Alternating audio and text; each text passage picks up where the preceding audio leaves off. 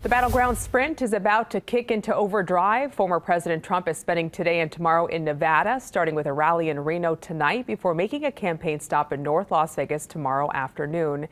This as former President Obama zones in on the Silver State with a planned visit next weekend to Las Vegas to support the Harris Walz campaign. And both visits come as early voting soon rolls out in Nevada. Harris was here in the Valley last night speaking to Latino voters, highlighting her plans to reduce health care costs.